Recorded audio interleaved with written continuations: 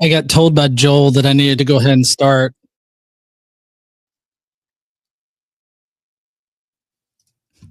Sorry. Okay.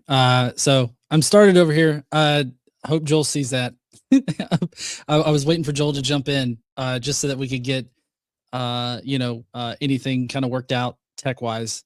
But I guess we'll just go ahead and start. What's up, heathens? How y'all doing? I'm the Godless Engineer, and we're waiting on Mezzo. Sorry, I said Joel. I meant Mezzo. Fuck me. Don't tell Mezzo I said that.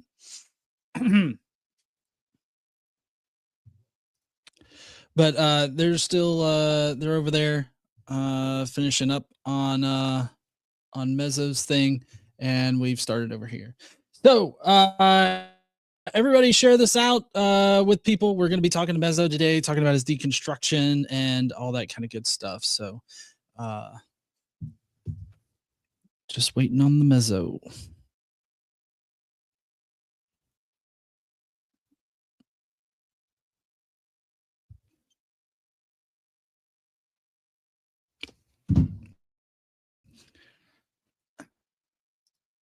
See, try to get a bunch of this shit shut down over here. That way, nothing. Only have things running that need to run. Hey, hey! What's up, everybody? So we're gonna have Mezzo on here in a minute. We're just waiting on him to get in. I am gonna have Mezzo play my games because I'm really proud of my games and I really want to make people play them. And Christians aren't fun. They're just not fun with the games. They don't want to play the games. They don't want to do the games. So I have to get atheists who already know the shtick of the games. So it's less fun, but it'll still be informative. Oh, thank you, honey, for sending a message. I know that he was waiting. I was over there waiting him to end, and he was like, "I'm waiting on John to start." I'm like, "Well, fuck, that's not how I normally do things, but I'll go ahead and start."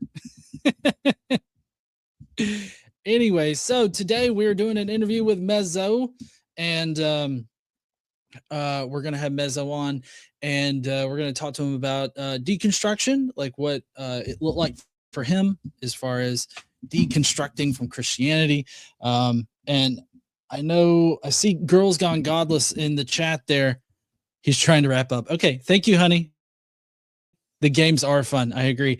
Girls Gone Godless also has a dual interview with Mezzo and Joel together, but I've got them over there. Godless crossover next. Yes. You're on my list of people that I would like to do an interview with. So, like all three of you together, because I know that y'all kind of come in all kind of one package there for the podcast. So, and I definitely one thing that we're really focused on this year is diversity in the atheist space, the atheist demographic, especially online. And so, like propping up intelligent women that have podcasts and do things like that. We're definitely up for promoting that. So we definitely want to help y'all out, like as far as reach and all that kind of stuff. But you're definitely on my list. I've got a list going of people that I want to have for like interviews and stuff. We talk about we talk about this in the episode we released today and mentioned you. Oh, cool! There, Girls Gone Godless. That's awesome. Oh, the AMA one. I know I submitted. I had one question and I didn't know how many y'all had gotten, and so I'd left that in y'all's Discord. Like, and y'all seemed to appreciate the question. So I'm glad it made it in there. And for those of you that don't know, the question was like, what would you like to see changed in the atheist community? I believe is what the question was. But definitely go and check out that episode because I'm sure that episode is great. I watched. I started watching y'all's Born Again Atheist podcast, and I thought that was great. What up, Mezzo fans? Yeah, I know it's a kind of a Mezzo raid. I know that he's got a redirect going towards this, so we're just waiting.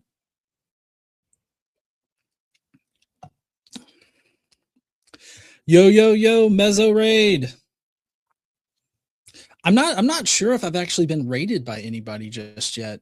Like in the deconstruction community. Um, I don't think that I've actually had that happen before. So this is my Mezzo is popping my cherry on this one, I guess, as it were. Jezzo raid.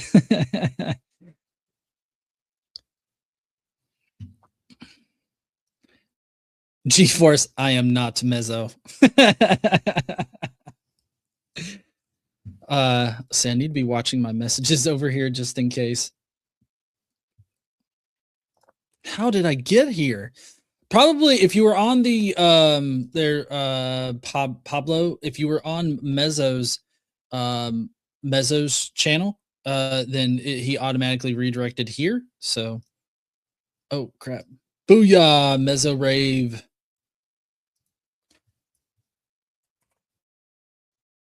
We just gotta make sure Mezzo can get in. I had to send the link over TikTok, so I know that sometimes that's not exactly TikTok doesn't work great with links. Thank you there, American born. Dan O'Connell. Yeah, Dan O'Connell, sorry. Sending a super chat saying, "Hi, Godless. What's up there, Dan? How you doing?" Funny, like as far as this goes right here, this super chat thing, I'm such a nerd. I've actually developed my own comment display system for when I go live, and so it like I didn't want to use Streamlabs OBS due to like some things in the past of like the Streamlabs OBS like kind of being dicks towards the open source nature of OBS and just the open source sort of community, I guess you could say. And so they were a little, it was a little bit shady for a bit, but yeah, let's see, high current comment. And then we've got G-Force who says there was a bing bang and now we are here with GE. Yeah, that's right. That's what happened. Bing bang boop, GE. And we got a new member, Devil's PD. What up there, Mezzo? I think it's working. Can you hear me? Yep, I can hear you. You're a little small. I wonder, can we? Oh nope, that made you the entire screen. Yep. You might just have like if you can crop it and because it's vertical. I can turn my phone. Oh, that looks good. Oh yeah, yeah. I mean, I think you look fine. Well, so thank you, Devils PD, for becoming a member there. Sorry, I'm trying to get through these. These happened like immediately as soon as you ended. Yeah, I don't know what you've like. Yeah. So Boots, I saw Boots over there up in your live, Mezzo. LFG John, inaugural 311 super chat. Thank you so much. Okay, so Mezzo, I believe that's all the super chats that I've needed to address. Hold on, hide that. And it's weird that I'm not reversed. Thank you guys. I'm so used to seeing myself like in a mirror, but it's like doing it the norm. Like I look backwards to me. It's weird. Yeah. Let's see. Hold on. G-Force says, please tell Mezzo to tell Joel that we love GE. Oh, thanks. I appreciate that. He's talking about General Electric. Sorry, that's not about you. Sorry. Oh, fuck. Why would anybody like General? I thought they sucked. Anyways, so so thank you so much, Joel, for coming on here and having a conversation with me about your deconstruction experience. But I do want to. So and I'm Mezzo. You just called me Joel. So that was your first blunder. Oh fuck! And we're off to a terrible start. And I will hold it against you the entire rest of your life. You know what it was I've been listening to you all morning, and somebody was like, "You two are the same," and so it's just kind of like that. That's what's gotten in my head. So I was saying Mezzo the entire time before that blunder, and I will do my atheisms later for that. Yep. Okay, Mezzo, would you like to play a game with me? Okay. Okay. So now this is a game, and it's called Infallible. You can't be wrong. All right. And yes, this is a game that's inspired by Joel's quick Quick questions for even if questions. that one right there. Okay, so I'm gonna do something special for you, Okay. and it's what I call Jesus mode. Oh, great. Boom, Jesus mode activated. All right, so again, you can't be wrong about this. Okay, what did Jesus do after his baptism? Did he immediately go into the wilderness and be tempted by the devil for 40 days? I'm guessing lap dances. Or did he call his disciples and attend a wedding at Cana? A or B? It's only showing me one of the options, but I think I will go with. I'll go with that. I'll go with A. A. We would have also accepted. He got called by he called his disciples and attended a wedding though, so it's like both of them were like, yeah. For whatever reason, I wonder if I can affect the how much it zoomed in. I've got this set up for an OBS kind of thing, and so it's like really zoomed in right now. Sorry, this is so unprofessional. No, it's okay. I'm also like, I'm still like shutting down all of my stuff from my live, so I'm not like looking at your thing yet. So I'm trying to like make sure I'm on the right channel. Oh, that's fine. Yeah, here we go. Okay. Oh, that's why I was looking at my channel because we rated over to you. Now it looks better. Okay. All right. So now this one we've got right here. Who washed Jesus's feet with her tears and dried his feet with her hair? Was it Mary, the sister of Martha and Lazarus? Was it an unnamed, unmarried woman who was a sinner? Or was it Mary Magdalene? And we can't say none of the above. Jesus never existed. Oh, I mean, okay, so that is technically a correct answer that I didn't think about, and it's not listed. There is a choose to be wrong option if you really want to be wrong about it, but like as far as the story goes in the Gospels, it's at least one of these three. I'm gonna go with C. C. That would be correct, but we would have also accepted an unmarried and unnamed woman, or Mary, the sister of Martha and Lazarus. So like it's literally, you can't be wrong unless you choose to be wrong. That's a free will choice. Next. Next, were the disciples frightened or gladdened when they saw Jesus? Oh, they were terrified. I know this one. Yeah, they were frightened. I've read the Bible. We would have also accepted that they were gladdened. They were happy about it. So it's like both kind of situation there. Next up, did Jesus say before the cock crow or before the cock crows twice? I do think he wants as much of the cock stuff as possible. So I'm going to go with twice. Twice. That would be correct. That one I wasn't sure about. That one I was unclear. Yeah. Well, I will say you did not technically get it correct because there's actually more biblical references for just before the cock crow as opposed to the cock crow twice. That only happens once. Yeah. All right. Final question here. Okay. You're going to clean sweep it, as Joel would say. So what were the last words of Jesus? It's either, my God, why hast thou forsaken me? Father, into thy hands I commend my spirit, or it is finished. Man. Well, as a System of a Down fan, I usually go with, why have you forsaken me? I'm going to go with that. That would be correct. But we would have also taken Father, into thy hands I commend my spirit, and it is finished. He says both of them in the song too, so that's confusing now. I'm realizing. Yeah. So it's one for each of the Gospels where it happens in. So you could not have been wrong. You win, and here's the funny twist. A God who contradicts can't exist. Logic rules the buzzer ring. You no longer have to believe in God because he violates the law of non-contradiction. Well, you should have asked me before this. I'm an atheist, right? Did you check? Oh yes, I do. You Christians checked won't my play it with me. Wikipedia page? Okay. Yeah, the Jizzopedia. Right. It just redirects. If you go to Wikipedia and type Mezzo, it just redirects to our website, which is a Reddit subreddit full of neckbeards. Yeah. Oh, okay, cool. I love Reddit, by the way. Anyways, play the so my wife wants me to play it. Do you want to hear the theme song for it? I made a whole like theme song For the show? That I thought it was that not it just there? Yeah, go ahead.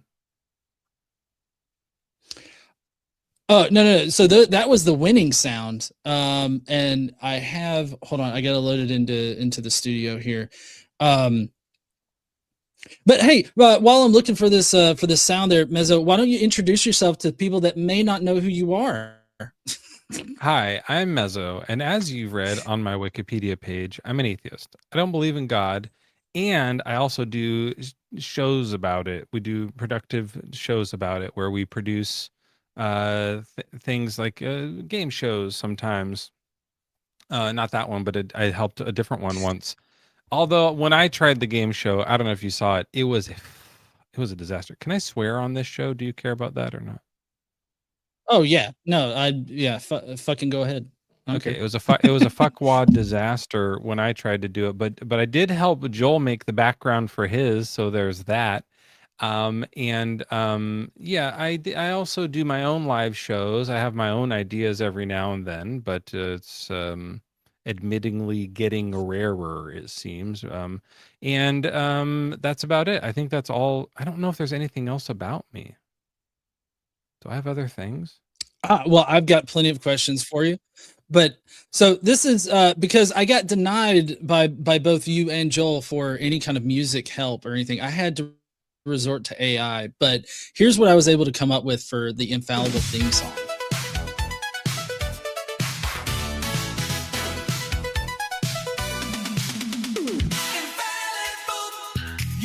I don't hear it. Is it going? Oh, it should be. Let's see, it's in there. Sorry, I was dancing and you were like, "What the fuck is this guy?" That's why I saw your head bouncing. I was like, I'm not getting it. I should have done this. It's great. Shit. Maybe it doesn't come through on your end. I don't know. It should. I heard the other song. I don't know why it's not. Anyways, okay. Well, here, yeah, that's because it was playing through. What if it's something like this?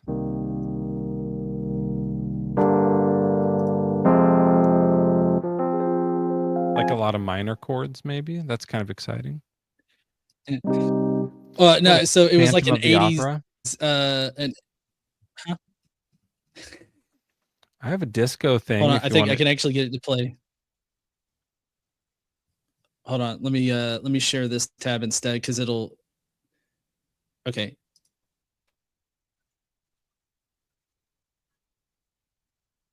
I don't hear it. Oh, there it is. You can't be wrong. Infallible, sing along.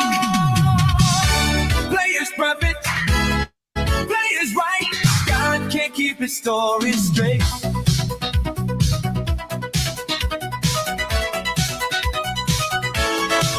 He calls it truth, you call his bluff. One more verse, he switches stuff. You hit the buzzer, take the prize. Perfect God, that in these lines, infallible. Yeah, so it like goes on for 2 minutes. I couldn't change the length of it, but yeah, you gotta. That is true of like old '80s show though. Like, if you ever watch, I don't know, like MacGyver, the intro's so long. Like it's so long compared to what we would listen to now, and it keeps on ending and getting to the end, and then you'll hear it like go da, da, da, da, da, da, da, da, and like kind of like does another loop. And there's so many credits, and they just put them all in. And there's 800 credits, and then it finally ends, and they get to the real show, and there's still more overlay credits because back then, like 50,000 people worked on every TV show. It was crazy. Yeah.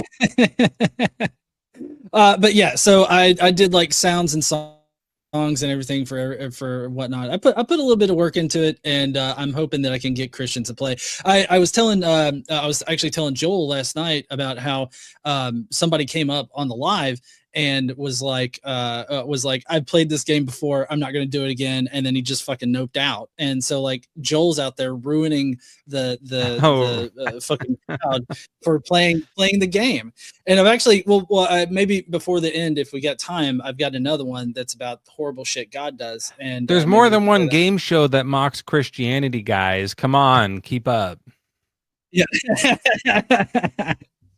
All right. But so we're here to get to know you, or rather, I wanted to get to know you, and I'm dragging everybody along with me. So typically, like with these deconstruction conversations that I hold, I'm really just looking to get to know like where you started out, and then what your deconstruction process looked like, and then some other questions that I have about being reflective on like your deconstruction and everything. Maybe some advice you might have. So to start out with here, what was your relationship with religion like in like your childhood and like teens and all that? It was fine. It was fine. Like I was in church and stuff in young life. Okay. What denomination? Is that not like elaborate of an answer? I feel like I don't know. I just like I wasn't. It's just like everyone else was. Everyone else was there also, and so I just went to church, and I believed the stuff was true.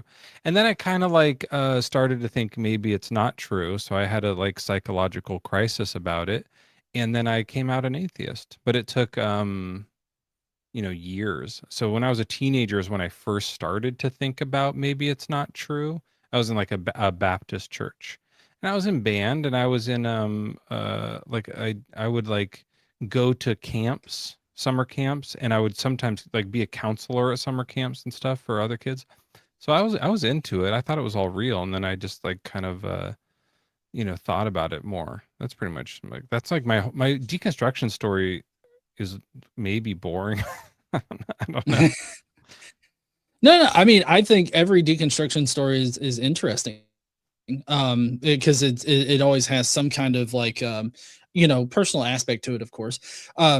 But so you said that you would go to like church camps and everything like that. Did you find yourself to be heavily involved in the church, or was it kind of a lackadaisical? Okay. No, I was way into like I was in the band and stuff, like the praise band, and I thought it was real. I thought it was all true and real, so I did the stuff. But I was also someone who like afterwards, like I was a regular teenager. I was like into teenage stuff, and so I was sort of like thought it was real, but was also easily caught up by the high school activities, and so I would drift in and out of it, but I always thought it was real. I didn't say there is no God until I was like in my early 20s, probably. Okay. So what was, I know that you said that in your teens is when you kind of started questioning things, but prior to that, was it I know for me at least, like I would and I think that you kind of said this here a second ago, you just kind of went to church and you believed what they believed and everything. You didn't really give it a lot of critical thought. Would you say that kind of described your experience? Yeah, if somebody that you trust tells you something is true, you just go, okay, and you don't like think about it that much, and so it's really hard to undo a lot of that. I think that's why it's so hard to undo it, and why deconstructing is so hard for people who were like raised in church. It's just like fuck, it's just like a lot to undo, and to like untrust your parents and like the other church elders who you like have this, they've taken care of you, they give you food, they know the answer to all the math problems. When you're stuck on a math thing in 7th grade, you're like, I don't know like what the remainder is of 4 goes into 9 or whatever the math problem is, and they know it, and then they show you on a calculator, and you're like, this guy knows everything. And then they also say God's real. You're like, well, I mean, you knew the remainder, so it kind of like is hard to undo that, And so I think that you have to like go back and double check your math also, and be like, are they fucking with me on this stuff too? And so like it kind of like scrambles your brain a bit. And when you think critically, though, you find, okay, these are the parts you can put back together, and then religion doesn't go back together because they were just tricked by it too. Yeah, and here's a contextual, I guess, super chat that's relevant. Jen asked, "Did Mezzo do debate in high school?" Which, now that you're No. kind of you have these conversations, do conversational debates. I'm just wondering if this is like a new kind of thing that you do, I don't know or if I have you do had experience in debate. the Like past? we call it debate technically because like people come up and we have debates, but like it's not like a formal. And now here is my 2-minute opening statement. I've never done anything like that, and I hope to never will do it ever because I won't. I don't like doing that. It doesn't sound like doesn't. I mean, I get that for some people that's really useful, but like I want to just talk normally to people. I prefer to skip that if I can. No, I totally agree with you on that. There's been a few times where somebody has come up and they're immediately like, "Give me your three premise syllogism to defend Yeah. that point," and I'm just like, "I'm here to have a conversation. Are you?" And they're like, "Are you running?" Yeah. And I mean, I'll do a syllogism. I'll do a syllogism if I need to. And it's this thing where it's like, okay, let's break it down and actually see this point by point. Like I see the value in that, but doing it in a way where it's like no one on TikTok or YouTube is doing real debates. It's just not what's actually happening. Those happen at universities. We're all idiots on the internet, and we need to like recognize that, I think. No, yeah, that's why I say I'm here for a conversation, and I typically label them conversational debates because I mean it is kind of like sparring back and forth like in a Yeah. conversation, but it's nothing like formal. I always tell people like if you want a formal debate, you got to email me and we'll set up a time and I'll do up the syllogisms and prepare an entire thing if you want, but Yeah, and you'll pay me a bunch of yeah, money, like to come do yeah. that if that's what you're yeah, yeah. I get DMs from people that are like, "Do debate me here in private," and I'm like, "Yeah, my debate fee is $5,000. Just send that over, and I'll do it." And they're like, "Well, you want money?" It's like, "Yeah, I don't owe this to you. If you want a appearance fee, that's the cost. Go ahead. I'm Yeah. happy to like do a private debate with you, or you can come up on my show. It's a great deal. It's free." I do that. I send that to a lot of people. Do you mind if we address some super chats as we go along? Yeah, I'm wondering what if I did this. I'm just gonna try this. Just gonna see if it like does an auto adjust. Nope, it just made me upside down. No. I was I think wondering if you leave, well, I think if you leave and then you come back in, I think it'll do it. So if you want to try that, you oh, can. look at that. Oh, wait, Look at there it that. goes. You just had to turn it the other way. I had my thing locked, and I can also move this a bit. Oh, okay.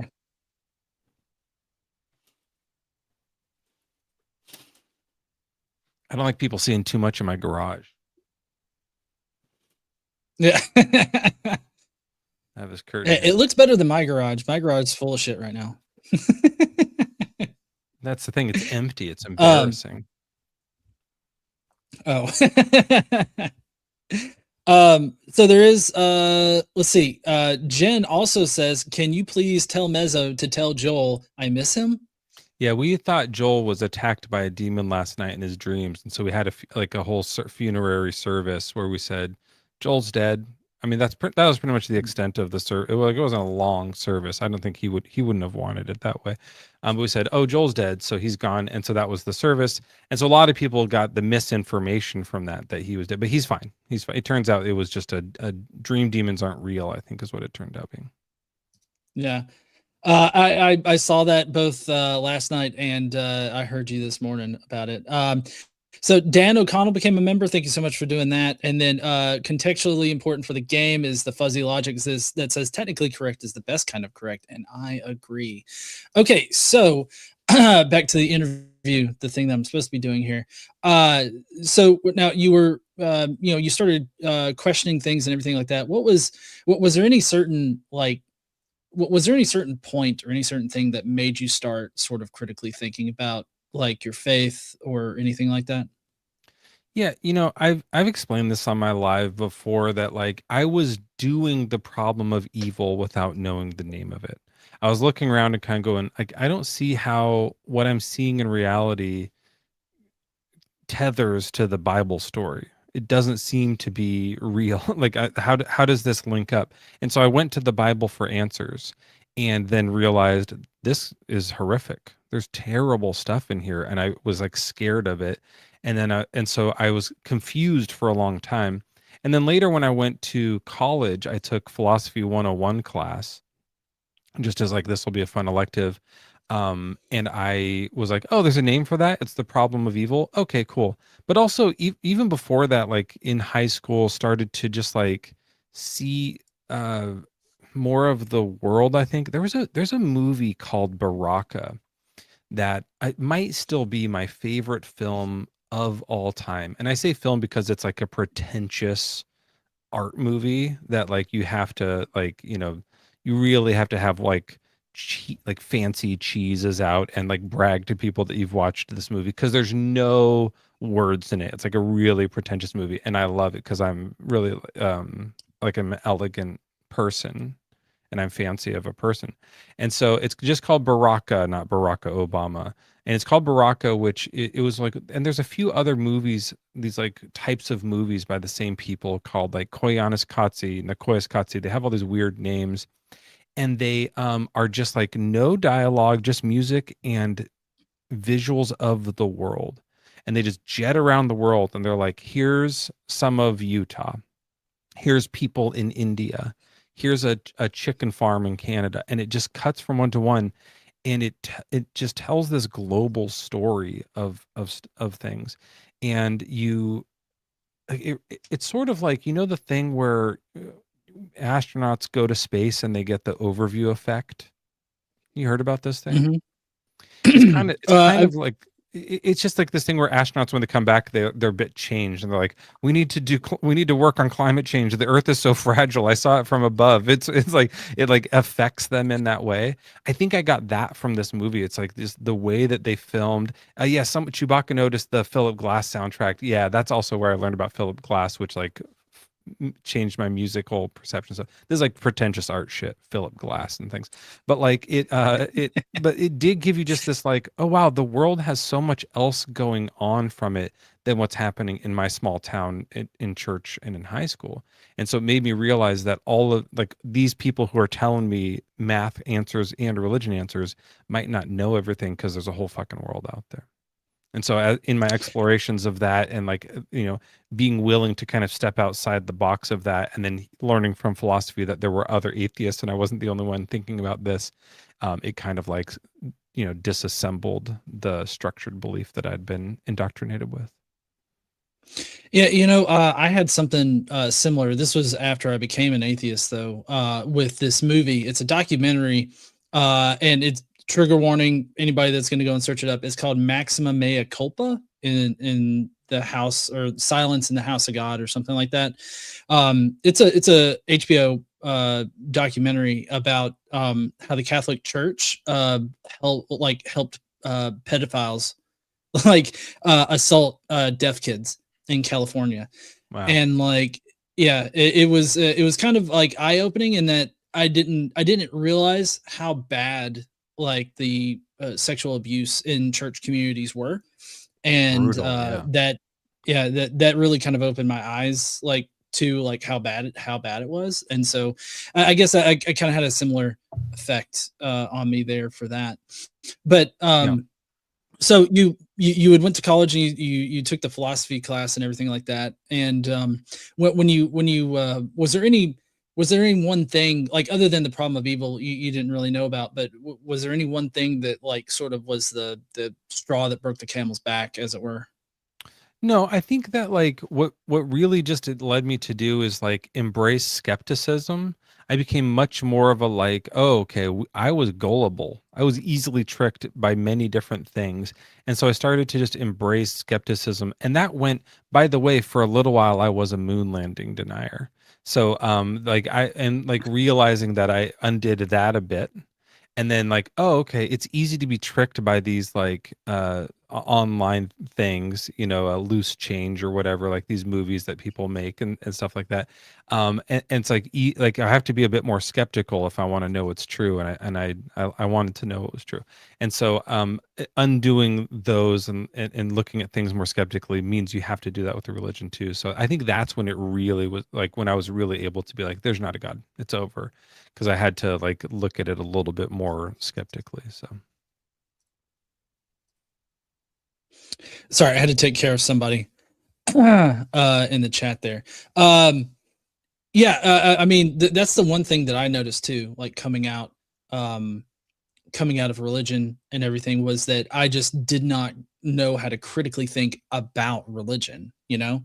Yeah. And it was that weird compartmentalization thing that happens, in that they indoctrinate you, or at least they indoctrinated me, into like just not critically considering like the claims of the Bible. Because I remember as a kid, I was like, damn, everybody is related to one another because we all trace back to Adam and Eve. I remember Right. literally writing that down, and it did not fucking like actually, you know, click in my head. Like, yeah, that's a really stupid thing to think.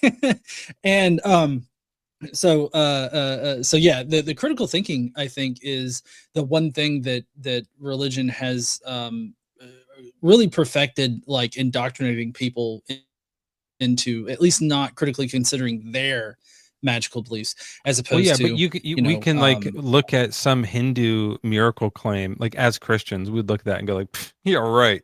Come, that didn't like that's so obviously didn't like it's debunked via obviousness, right? That's what we do. We just look at it and go like, come on, milk didn't come out of that statue's nose. We know they're lying. That's obvious.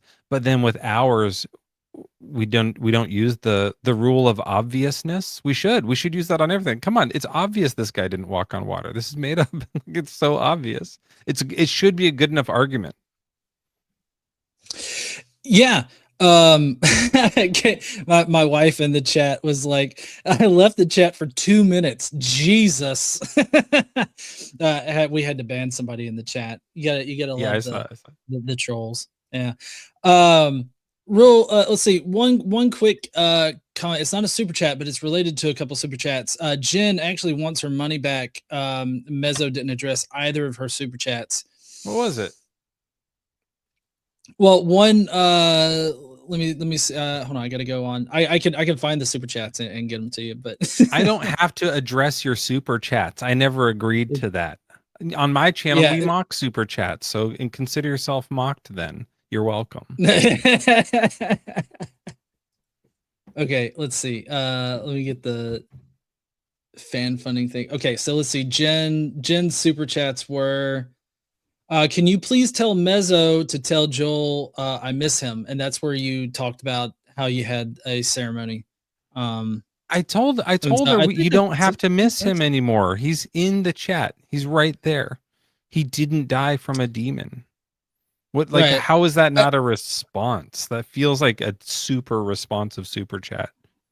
It definitely. And then the other one was, did Mezzo do debate in high school? You answered that. So yeah, I'm not sure what that's about. Anyways. Yeah, I don't know. I'm gonna people put baby bottles in chat for me because I feel like I'm whining about it, but I think I answered those pretty good. Pretty good. Yeah, you did.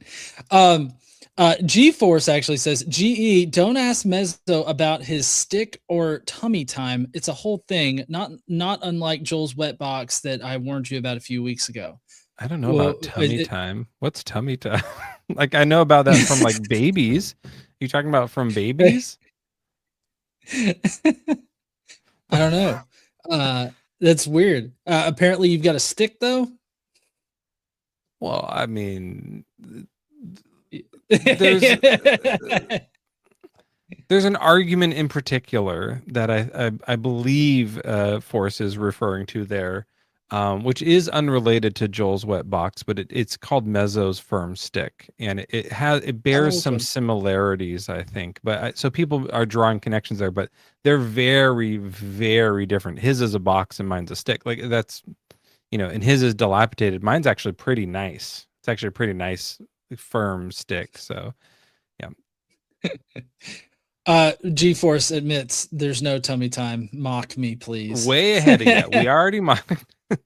I don't know what he was talking about. Yeah. Okay. So, after you deconstructed your faith and everything, like, well, what did that look like for you? Did you like turn ultra like horrible, or like did your demeanor change in any kind of way? Like, what did that look like for you? Yeah, a little bit, but I already kind of was. And a lot of the stuff, like, I was like, I don't believe in that anymore. But I still had a lot of the horrible stuff from that lingering on, like misogyny is the main one. And other bigotries, like I was, uh, like I would like make fun of gay or something like that.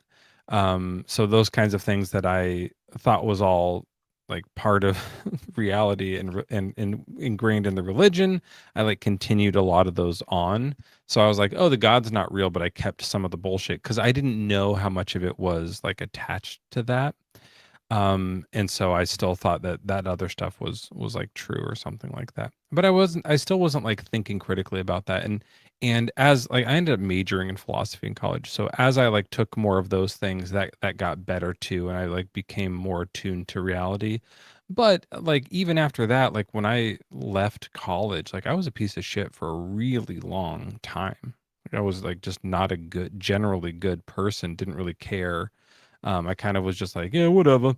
And then it wasn't really until I started talking to people about this more, and also like looking into like science and philosophy more, just because I was so intrigued by it, that I was like, oh, I should like there is a good reason to be good. There is value in like having some insight on myself and trying to be better, for the world. So I got better. I think a lot of that is just growing up. People like a lot of guys suck until they're 27, and I think that's just partly how they go. And you have to like we all have to put up with it and try to protect ourselves from these young teenage monster men until they grow up, and then that you can like have a real conversation with them. Yeah, and I'm actually I don't know why, but I'm a little surprised that you majored in philosophy. Not that you, Because I'm it's not so like you bad at strike it. me as no. Like I just I guess I don't know many people that have majored in philosophy, but I guess with Oh, it's because so my I give experience off with a you presence was of mainly about wealthiness, but I am unemployed. So that maybe no, makes more sense now. I oh found this jacket on the street. no no. The reason why is with how much music you do and everything like that. I figured you did something like music related. So it's like it's a misconception on my part just with how I was introduced to you, I guess. I'm not good at So music either. That's the other thing. These are buttons you can push, but I don't know what the note, like I can't read music or anything like that. Yeah, so I'm kind of one of those guys who sucks a little bit at a lot of things, you know. yeah, sorry, I had to deal with something in the chat there. Man, like I don't know how you deal with having so many people in chat at once. This is like crazy. I have to say, Are there this is the Well, I most did amount the of people raid that I've had in thing. months. I've learned recently how to raid, Yeah, I so I know. actually sent my people over. It's cool. I know, right? You know what I do? I mock a few of them It's and I for ignore the rest of them. That's my move. Ah.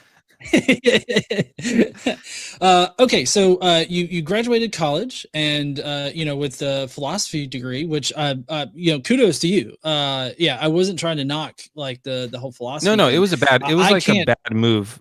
Like it's not a good thing. I don't recommend people do that. Oh, You can't do anything with that degree. Did you notice that there's no like, oh, and then I got a job as a philosopher. That just doesn't happen, right? Like there's no paying philosophy jobs. So, I was a barista. oh, yeah. So I figured that you could teach philosophy, like in that like the job field for philosophy is teaching Yeah. philosophy. Yeah, you just make like you realize that you're going to be unemployed, so instead you like trick other people into having a future of unemployment. That's basically the move is there. I Well, don't in remember any any case, of it, like by the way. Like just to be clear, like I got like C minuses. I wasn't good at it, and I don't remember any of it. So like I've told that to some people before, and also this is 20 years ago now, right? Like I'm old, and so I've told that to people before in like debates on TikTok, and they'll be like, "Oh, well, then you clearly must know about the intrinsic nature of ontological reverbatism," and I'm like, I have no idea what you're talking about. Like I didn't pay attention. I cheated my way through college. Like I'm not keeping up with this. I want to say a big props to GeForce that gifted 20 Gallus Engineer memberships. Thank you so much for growing our Skeptic Mafia. That's what we call people over here. It's a kind of a deep cut for the channel history. Okay. But yeah. So it was a whole thing. There was this guy named Dean, like maybe 10 years back, who claimed, and I'm not shitting you on this, that there was some kind of secret skeptical cabal that was funding all the skeptic channels on YouTube to respond to Christians. And so like apparently that's what we ended up calling them, you know, that I'm having to ban the same person with multiple different sock keep accounts. Making different accounts. That's so funny. So much work. Yeah. So like so tricky. Like, they're really log wanting to into put one there. So weird. Yeah.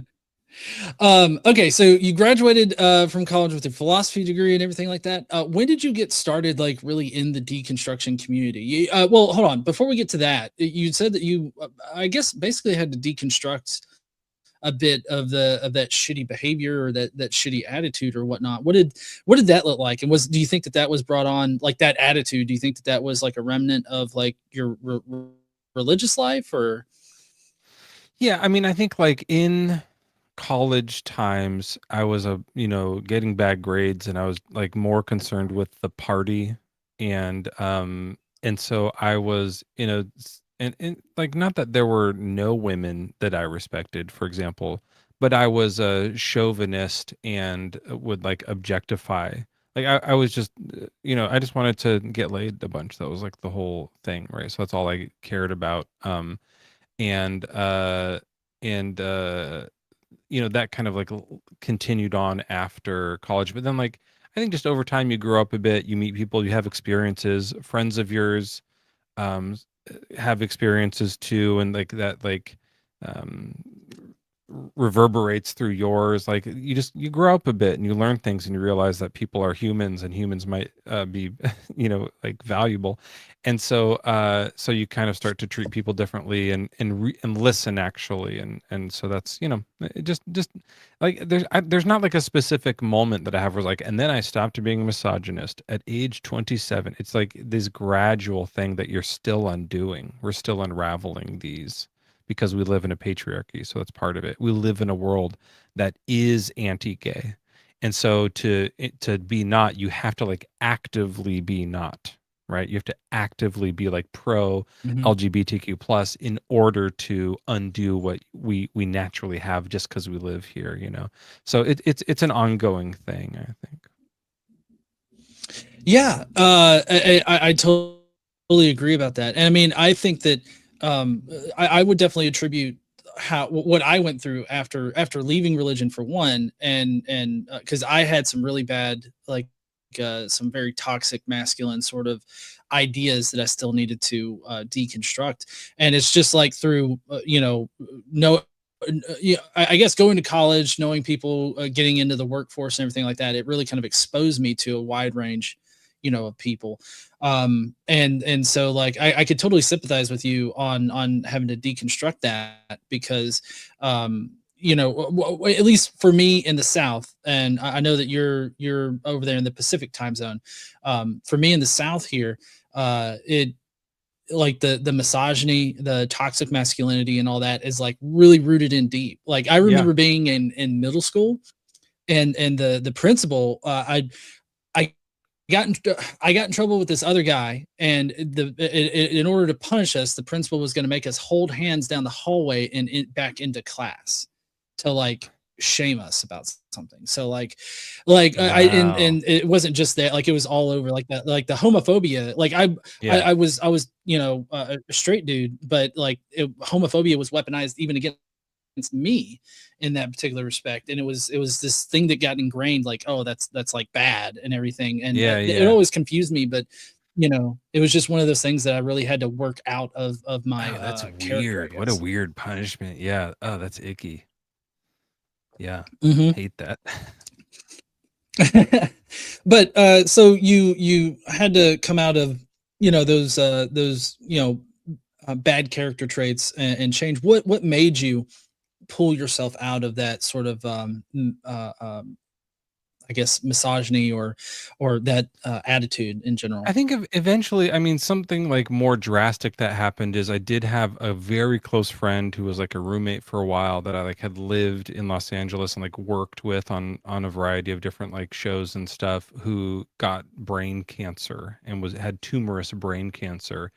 And so his like life changed, and that gives you a bit of perspective on stuff, and you start to see who's actively helping him and who's not, and what kind of like the way that people act around that. And he had a daughter and stuff, and so a lot of these things start to kind of impact uh your grow upness, you know what I mean? Like it does mature you in a way where you're like, okay, there's like real stuff happening here, and I'm out here like, messing around on motorcycles, but like there is real life happening. And I had a very much like, whatever, man, whatever, bro, surfs up, well, whatever. Which I still have some of, and I think it is important to whatever a lot of stuff is really is important to like whatever the small stuff, so that you can have like, stress available to apply properly to the difficult things in life, if that makes sense, because everything adds up to stress, and if you stress on every little thing, then you're not going to have room to focus on the heavy stuff. And so I adjusted a bit, and over time as he was dying, that like did have a large impact on me. And then, by the way, like I said, there's still stuff, like you find stuff where you're like, oh, I just said something that was really ableist. I didn't realize that was. And so you kind of, change the way that you like think about it, and it's ongoing. Yeah. And then a little bit ago, GeForce wanted to let you know that well, I guess I needed to tell Joel to tell you that you're doing great. So Joel left. He's going to be having lunch for a while. I don't think he's in here. So you guys, I mean, like these conversations, you'll have to directly message him, I think, about it. But he loves getting DMs in Discord. I feel like that's not true. And then we in total we got 40 gifted Skeptic Mafia memberships. Thank you so much there, GeForce. You're awesome. I know everybody was appreciative in the chat there. That's so. Oh wait, no, another, and then there's another 60 membership. What the fuck? Yeah, I don't understand. It's not really that good of a thing. Like it's just a thing on YouTube. You haven't noticed, I don't know if you've met GeForce, but he's an insane person. So this is normal. He does this a lot where he just yeah. Yeah. And by the way, for people who don't know, each membership, I think they're $1,000. So that's $60,000. Thanks, GeForce. We appreciate you. No, I mean, I think that they're all shills, and I ironically named that particular tier because the shill tier? It's the shield tier is the lowest tier, and it's marked by an Illuminati eye. Right. And I was playing on the whole idea like, oh, they're shilling out, a whole bunch of money, but it's like the lowest tier that's there. Oh, but it's great. I want to see these. I don't know how to like look at them. If you're no, that's not it. I thought I was already subscribed to you. Did I just subscribe to you right now? Probably. I unsubscribed. Let's put that back on. Oh, it's join. Okay, I have to figure out. That's bad. Yeah, you gotta go. Oh yeah, there they are. Yeah, the green, like for the Illuminati eye from the dollar. That's funny. And then the NASA logo. Yeah. Just the NASA logo alone. Yeah, that does have. I was, by the way, and I'm sure you'll ask about this, but I did, like when I got into the TikTok debate stuff, I was doing flat Earth stuff at first. I mean, I was doing globe Earth, like debating flat Earthers. Yeah. Right. Yeah, I did that for a while too, and then I got out. It just got way too repetitive. Like it was just the same kind of dumb shit. Which, I mean, you can make the same argument for like Christianity, but I feel like Christianity with Christian nationalism and everything going on, it's a little bit more of an important conversation. I think so too. And the other thing, like the joke I made when I was leaving it, because I had all these, Glober friends, not a ton, but I was like just starting to do that and do some lives that were, debunking flat Earth stuff and taking callers. But it's fucking crazy toxic. like the flat earthers are like all of their conspiracies are super racist, like really anti-Semitic or something. Like they all go down to something, and it's really crazy. Like it's scary when you like really like just eavesdrop in on their conversations with each other when they don't think other people are listening. It's like, you guys are really dangerous. And then they like accuse gay people of being like C3POs. I don't know if we should, you know, do the language on that. Yeah, it's YouTube, so you're fine. Yeah, you're fine to say it. Yeah, pedophiles. We're used to calling them C3POs to kind of like hide that on TikTok, because it's like you're not supposed to say that word. Yeah. And C3PO was, I mean, you know, famously, because R2D2 was like 12 years old, so like that was a really weird relationship. And right there at like, you know, face height for C3PO. I got you. Yeah, and so that's a really creepy. That's a creepy thing that Star Wars did, but it's just, you know, true thing. Anyways, so I the joke I kept saying is like, yeah, guys, I'm actually going to leave the flat Earth debate scene, because it's just too toxic, and so I'm going to get to something a little lighter, like religion, that people don't yell at each other about, which is just obviously like people yell way more about religion. But you know, but I will say this: with the flat earthers, there is, you know, like if you have 99 flat earthers come through your live, maybe one of them you'll be able to get through, and they're like, oh yeah, that is a little weird, I have to rethink that, but they'll stay a flat earther. They don't change. Those people are too far gone. They're stuck in their ways. They're nutso butso. It's not really worth talking to them other than to have a laugh, but they're probably going through a mental health crisis, so it feels bad. With the Christianities, or other religions, you talk to 99 of them, a few of them are going to come back. We had that guy come back today in mine and was like, I've been listening to your show, in Joel's show. He mentioned Joel probably more than me. I don't like it, but it happened. And he's like, and I'm trying to like reconcile this problem of evil, and I don't know how to do it. And it's like, it's like I'm struggling to see how Christianity works anymore. It does work. It does. That's how we all left. Like it's a real thing, you know, to actually like solve problems in the world. And so flat Earth just didn't have that, you know. It was just nonsense. No, yeah, and I actually heard y'all talking to him today, because I was working on getting shit scheduled up on my channels, and I had y'all in my ear, and I thought that was really awesome. I get messages too all the time about the role that I play in people's deconstruction, and right. I've had people call in and be like, "Hey, I really doubted you on this whole thing about God grabbing Jacob's dick, but." Yeah, you're right. But there it is, and so that's very fulfilling for me. Yeah, probably was for. So I do want to recognize. Oh yeah, I'm sure that would surprise me. I do want to say thank you to Hasselclass 56. I probably pronounced that shittily. 20 more gifted memberships. That's a fuck ton of memberships, and I totally appreciate everybody paying for those. Now with the membership, just for everybody that does have a membership now, I just want you to know. I do know them. It's pronounced Hassel Class 5T6. So you did pronounce that just a little wrong. The numbers you pronounced wrong. Okay. You got the name right. You got the numbers wrong. 5T6. Yeah. 5T6. There you go. What? But for everybody that's getting a membership, I feel like I have to tell you, it used to be more involved, and I'm not so involved now, but you'll get access to all the live streams that I do, because I'm starting to do all my live streams better. Anyways, so there is one contextually important super chat to move us along in the interview here.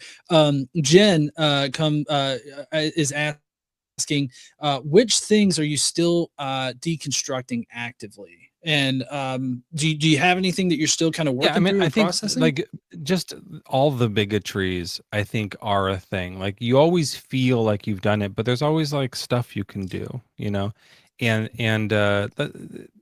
you know, so I don't know what's left as far as like what things have I not discovered, but those are for sure one that's like, I know that I'm not perfect at this yet, right? Like there's things that I do that still are like, oh, I made some assumption there about somebody because of their womanness that I shouldn't have done, or something like that. So those for sure are always like, I'm trying to always keep those in check.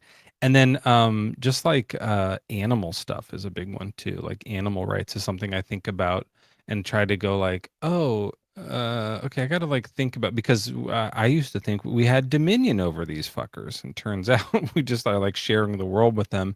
And if we're going to call ourselves ethical, I think about like what it means to be ethical to the whole world, including, you know, people, plants, animals, rocks, whatever, like the environment. What does it mean to do that?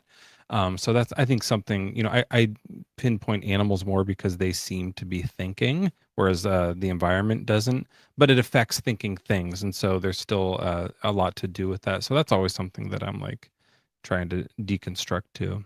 Maybe that's not the right word for it then, but just like continuously monitor and make sure that I'm like doing okay, doing my best at least. Yeah.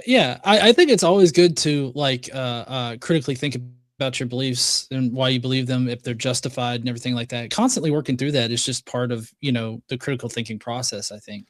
Yeah.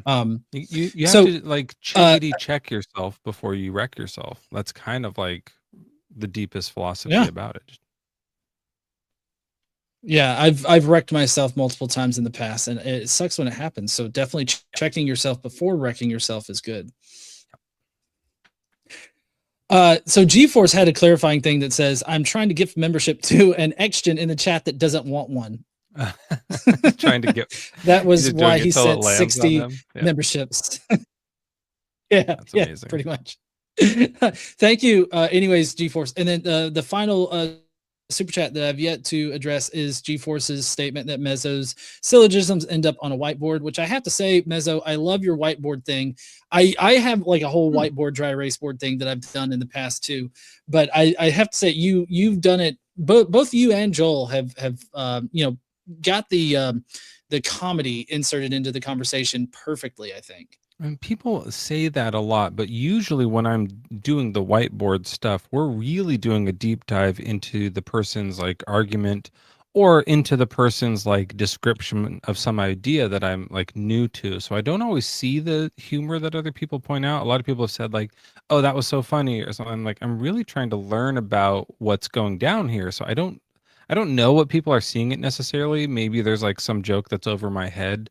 But I don't know what that's all about, but I do enjoy, like, it helps. I am a visual learner, so it does help me like map out their ideas when I can kind of craft it into like an infographic sometimes,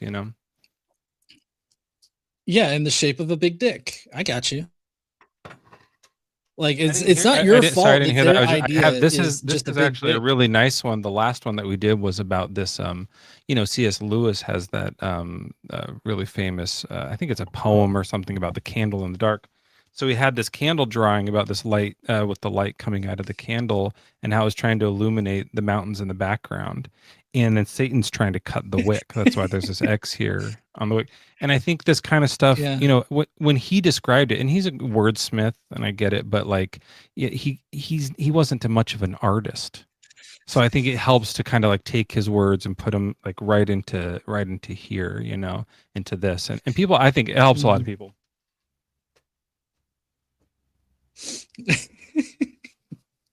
No, yeah, I totally agree. That drawing it out like that really kind of lays it out flat, right? Yeah. It kind of just like it lays the argument on its back, and it gives you a chance to really just get into it, Yeah, well, I have to say that I've really been listening to both you and Joel a lot, so that I can try to perfect some of this very subtle roasting that you guys do in your conversations. But sorry, I'm getting off track here. So back to the interview. So Joel, sorry, Mezzo, fuck me. That's a good subtle roast. That's one right there. You're getting great at it. You just because it's so little, but like inside I'm crushed. I mean, I'm like I just obliterated my ego. So that's a good one. Yeah. Not intentional. Just anyways, just rubbing it, just making it worse. Yeah, no, it's like twisting the knife. Mezzo, well, after you deconstructed from all of that, and you kind of got into this whole deconstruction space, like what prompted you to switch from the flat Earth thing to the religion thing? I mean, I know that there was like a bunch of anti-Semitism and everything like that in the flat Earth stuff, but did you like get tired of that and you just wanted to do the religion thing, or what was there some other catalyst? Well, I was running both, and before I was on TikTok, I used to, like, years ago, like in 2015, I remember doing like Facebook debates, and some of these were with like people who were like from. I used to be in a like a secret ninja cult when I was in high school and college, and so I would debate with some of those people because some of them were really religious. And it turned out that the guy running it was really religious, and we all didn't know that. So we were like, "Are we in a cult?" And yeah, we were. But at the time, we didn't know. And so I would debate with him later and like some other people because we had this Facebook group.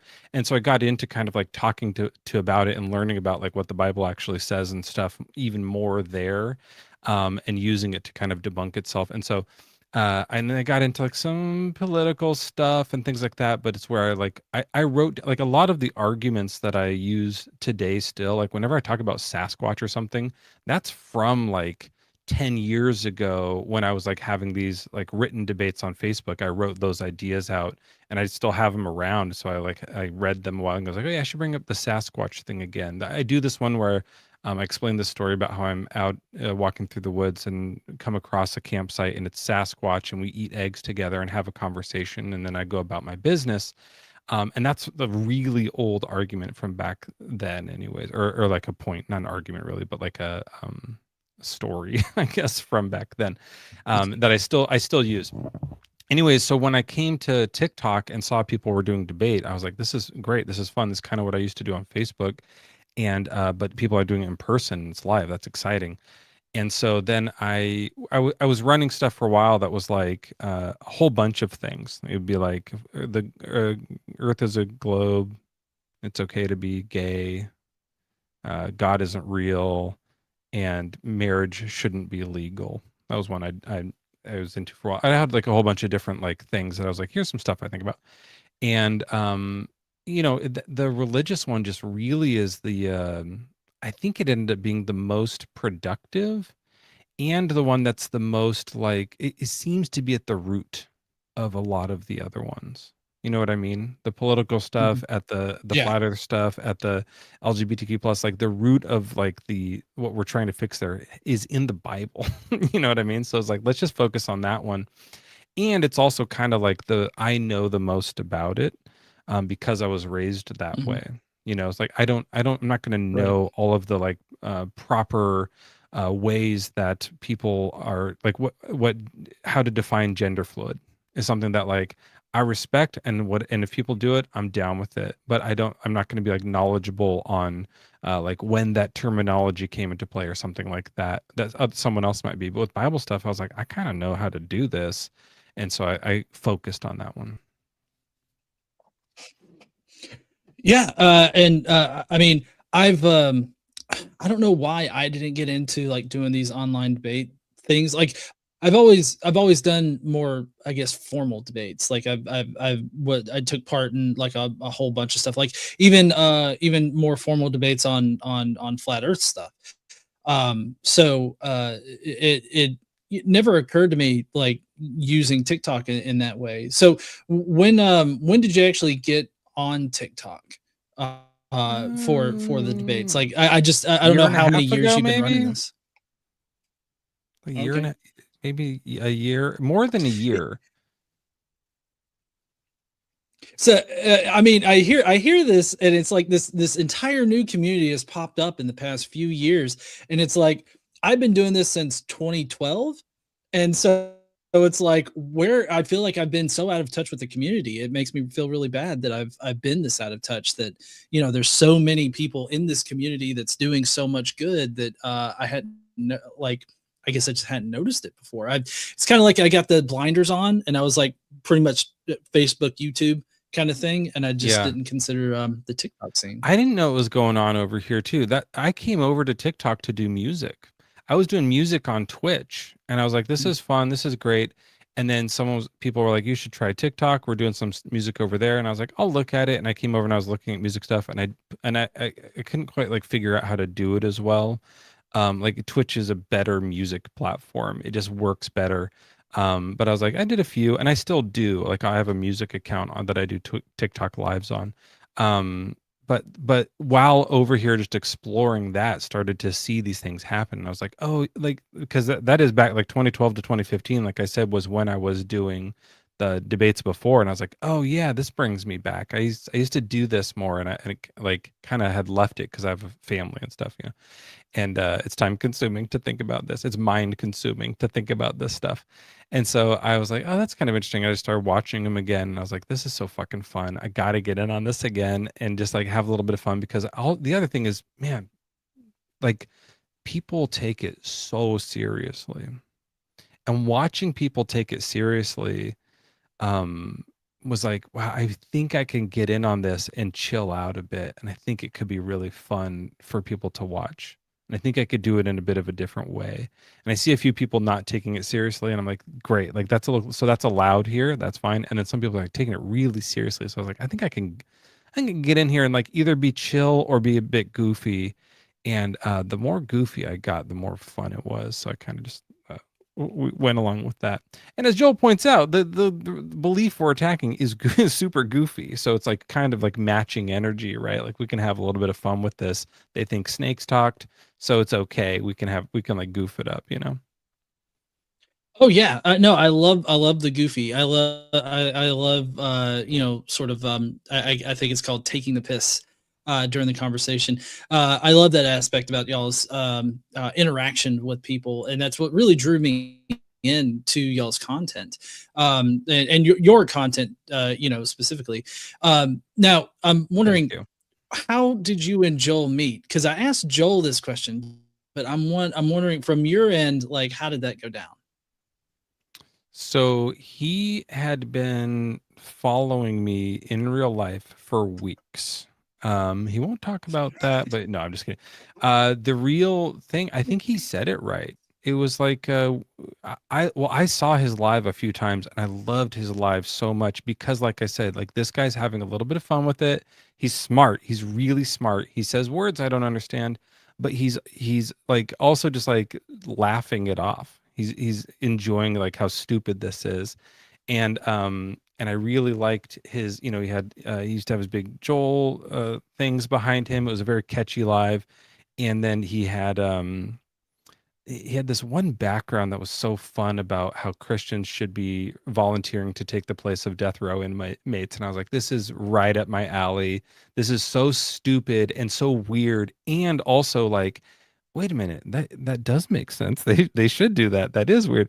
And I love that kind of stuff. And so I was like, just watched his show a bit, but I was like flipping around through so many shows back then. I didn't like register what his name was. I would just see it when it came up as like the guy with the big like bright background thing.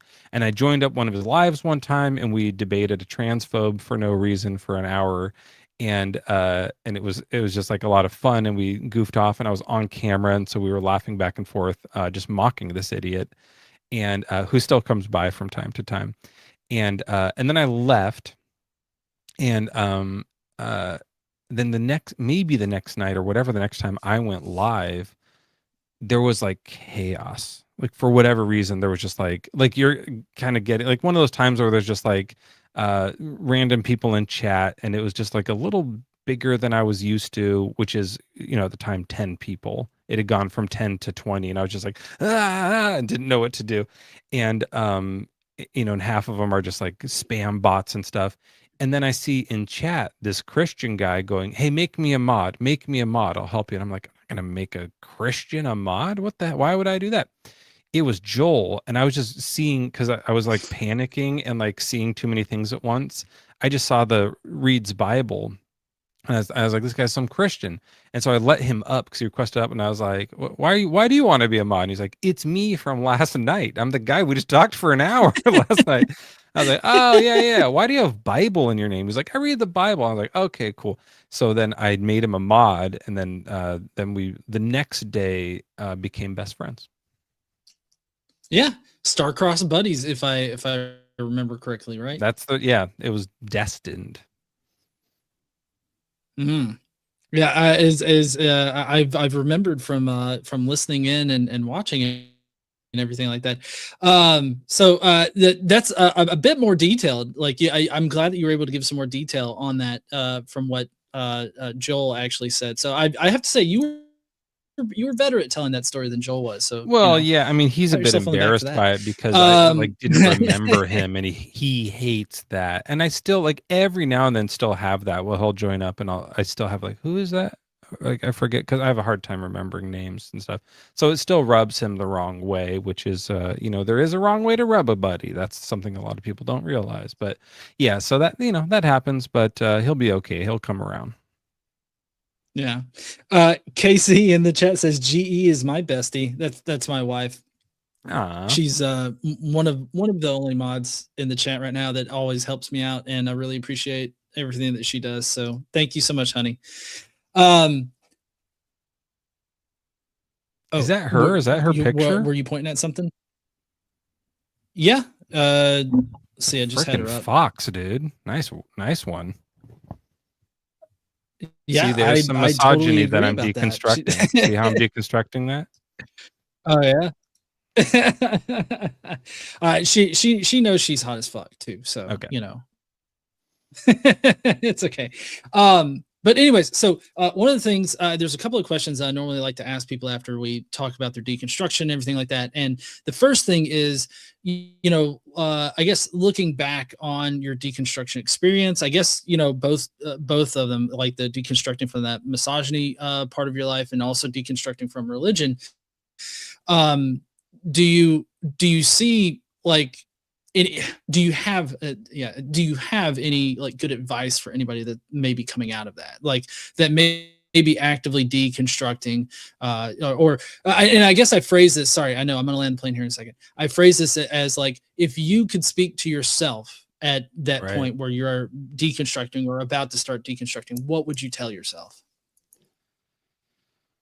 Oh man, I had a big like main character syndrome kind of thing. So I think humbling myself a bit, and I don't know the exact words I would use on myself, because it'd be inappropriate for me to talk to a child, even if it's a version of myself, first of all. So that this is a gross hypothetical, John, but I'll go with it.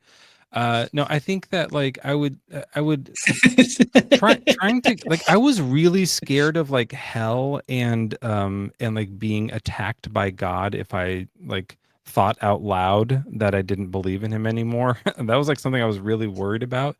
And so we talk about that with people now, and there's like a we do the 7-day atheist challenge, Joel's 7-day atheist challenge that I made up, and just I should have named that after myself, but I was like looking at his name when I said it, and so like, that's my fault. But he didn't make it up; it's my thing. I just named it after him. But it encourages people to be like, if you just try a week of this, you might find out that you don't get hit by lightning. And it sounds silly, but like I was really worried about that, like not necessarily lightning, but like my grandma's gonna die or something like that. And while it is the case, like, you might try it and your grandma might die, like that is also possible too. But I think that it just encourages people to like give it a shot, try to step back and see, because you're so scared, and that fear has been like just implanted into you like a microchip from birth. And you might realize that you don't need that fear, and you can actually like just like live your fucking life without being scared of everyone. And like maybe just try it, just give it a shot. And usually people come back and they're like, yeah, it was fine, it was actually great, I feel free and relieved, I don't feel like I'm being watched by an overlord who's judging my every moment. Multiple people have come back with saying they had the best sex of their life. They tried lesbian sex for the first time, and it was great because they've been scared to do it because of God. A Jewish guy came back, was this Friday, and said he ate pork. Right? He was like, I just tried pork and it was delicious. And I'm a vegetarian, so I was like, don't do that. But like, still, like, I don't care.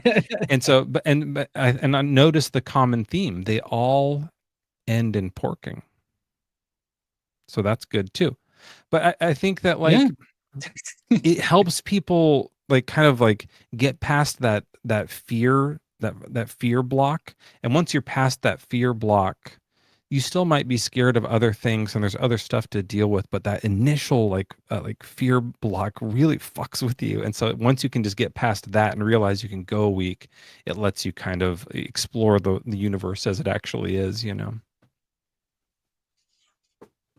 Yeah, I have to question. say the oh yeah, it definitely did. You know, talking about, you know, getting over that fear of you know, that the whole God idea imposes on you and everything like that. Like that was the biggest block for me too. Like specifically being able to admit that I didn't believe in a God. I guess I didn't really connect it at the time to like being afraid of what might happen if I was, but it was more the social aspect of it, like the social aspect of saying I don't believe in a God and what that means for like everybody that I was connected to. So yeah, I totally get that. Now, that's what you're talking about with the younger version of myself. I would have told myself there's more people than just the people in your small town. Go explore the world. You're going to meet a ton of awesome atheists and people who are like you doubting this. You don't have to like do what they say. Like there's a great people out here. That's a really good point. I would have like just tell them to like go out more, see more of the world before you like determine that this God is real, because you might find that they're just not. Yeah. Now, my next question is, what kind of advice would you give somebody that's just newly deconstructed from religion? Like, what can you tell them that might make it easier for them, or any kind of advice that you might give them? Man, not to like do a plug for the shows and for the live chats, but watch the debates, watch the conversations happen. It is a really good way, because you'll hear people bring up stuff that you're stuck on, and then you'll hear it just get like rattled. You know what I mean? Like you'll hear it just get like decimated because you'll be like, wow, I don't know how the morality can be objective, and then I have to say this about that. And so people are stuck on that. And even though you're deconstructing, there's still like things you're hung up on. And then you'll hear it come up and go, oh, that's something I still think. And then just hear it get obliterated. I had that like with evolution. That was a thing for a while where I was like, yeah, I don't believe God anymore, but like, I don't know if we're right about that. I don't feel like we might not be right about that one.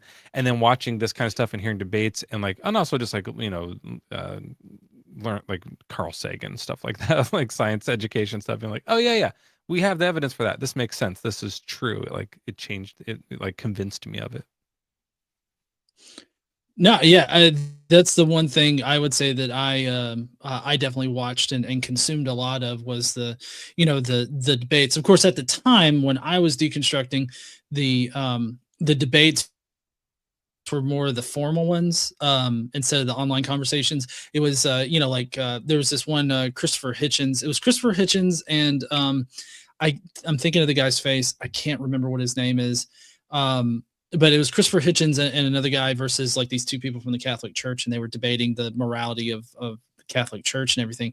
And it was a pretty powerful like debate, like just in general, because Christopher Hitchens and no, it wasn't Hitchens and Harris. It was the guy. Is it the one where the Catholic guy's like wearing the Catholic like robe thing in the debate? Well, I think so, but I think that one of them might have been a woman. Maybe that didn't sound right for the Catholic Church, though.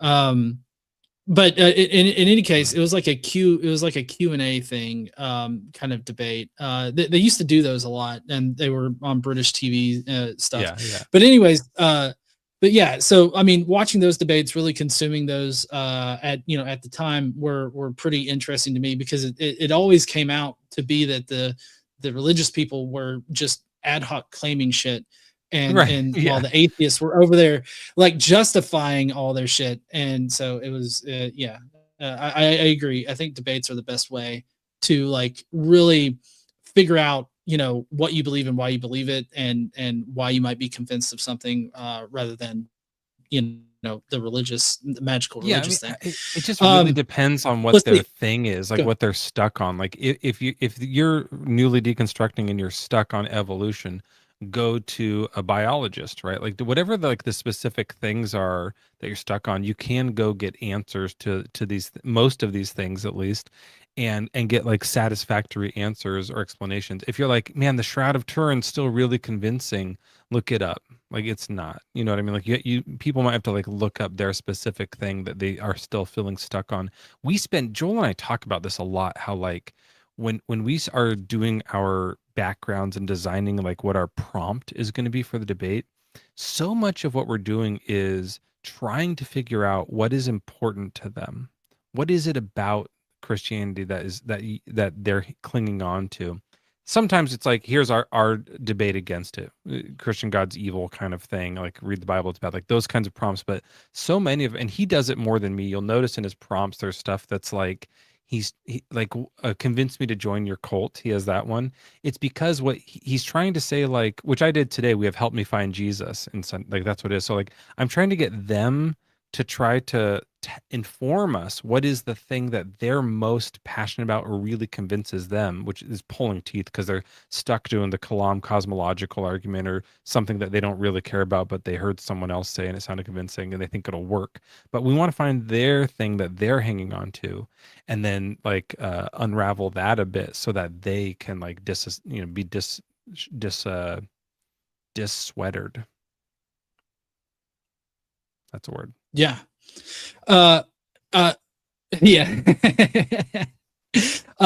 We've got one super chat. We got a little bit ago saying raid from Mezzo's channel. Sorry to be late. Thank you there, Kevin Smith. I appreciate you coming over anyways. Kind of a last call here for any super chat questions that you might have for either Mezzo or me. So do get those in. If you have a question, we are addressing super chats, and we will be doing that. Now, Mezzo, is there anything that I haven't covered that you really wanted to get out, like to talk about or anything like that, or anything that you've thought about during the conversation that you wanted to touch on? No, I don't think so. No. Okay. I've had a pleasant time. I hope that you've had a good time talking to me today. And I know that I'm going to continue to enjoy both you and Joel's lives because y'all put on a really, really good show. But I'm wondering, do you want to play my other game now? Yeah, sure. Yeah, absolutely. Okay. Let me actually, let's see. It's I think it's this one. Yeah. Okay. So let me actually share. Actually, I do want to say something. This tab. While you do that, okay. This is something important to me, and it's genuine. Well, in a lot of these conversations and these like debates and stuff online, and as you're watching stuff, whether you're watching like our shitty stuff or if you're watching old Hitchens debates or whatever. There'll be these like high level conversations, like physicists show up, like into these fields or into these forums and stuff. People who are like biblical scholars show up, philosophical geniuses come on. Like there is like stuff on both sides, right?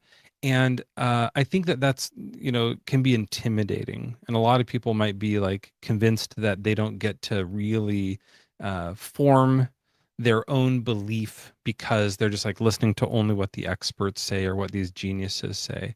And I don't think that's true. I think that you can be an absolute idiot like me and still like just kind of find it to be the case that Christianity is super unconvincing. Like even if it's like real, it's really unconvincing. Like the way that the way that God made it was so stupid. So it's like I think that you just get to you don't get to you don't have to like major in philosophy or like have any sort of expertise in anything to go, yeah, I don't think a snake talked once. I don't buy it. Like you're allowed to be skeptical of that, even if you're like the dumbest person on earth. You have every right to look at this and go, I don't buy it completely. I don't buy the miracle. You don't even have to like look critically at it and analyze and go, well, let's see what the original text is. Just like, yeah, I don't buy the pitch. So I feel like a lot of times people are like, well, since you're an atheist, then how do you think the universe came to be? How does quantum mechanics works? Like, I understand that that's interesting to talk about, but like, you don't have to know all that shit just to like not believe in magic. It's perfectly fine. Yeah, totally. I want to echo that. I agree with everything you just said. I do want to highlight my lovely wife's message here. Also, if you're in the South, we're having a content creator conference in October called Rocket City Reason. Check out rocketcityreason.com for info and tickets. We are hosting this conference. This is something that we've wanted to do for a while, and what we're doing is we're trying to take the online space and sort of merge it with the meat space, as it will. I mean, I'm so sorry that what's your nickname? Mezzo? Meat sauce, yeah, or sweet sauce. Meat sauce. Yeah, so I already have a meat sauce, space. It's at my house, so I won't be able to make it to that. But I'm also nowhere near. But I did see your website, and it looks cool. Oh yeah, I designed that website from scratch in 3 days. While I was furloughed from my job. So well, the site looks good, and also the just like the conference looks good. It looks cool. There's a good lineup. Thinkers there. Volsi, I saw. There's a bunch of people that are gonna be there. It's cool. Yeah, like I said, we're trying to take like the general conference space and the online space and really merge it. We really wanted to focus on content creators like in the community, building them up, taking some of the smaller ones and not just focusing on larger creators and everything, and really trying to put on a good conference where people can come together and like just, you know, meet each other and have a good time. And so we've spent years going to conferences, and we feel like we know what works and what doesn't, and so we're really hoping to make this a good thing. And so far we're doing a great job. Oh yeah, Black Atheist Rants and Jesus Unfollower. I don't know. Yeah, I know Black Atheist Rants for sure. I don't know about Jesus Unfollower. Yeah. By the way, I've been I've been to Marshall. I got to visit Marshall before long ago. Just so you know. Oh yeah. Yeah. Cool. I get to drive by it every day. Yeah, it was cool. I got to do like a cool tour in there one time years ago. Yeah, cool spot. That's the only time I've ever really been to the South was I mean, I've been to Florida a few times for like launches and stuff, but that's the only time that I went to like to look at like other NASA centers, and it was cool. I'm scared of the South though. I'm a coward. I don't mind saying that. Yeah. I totally get that.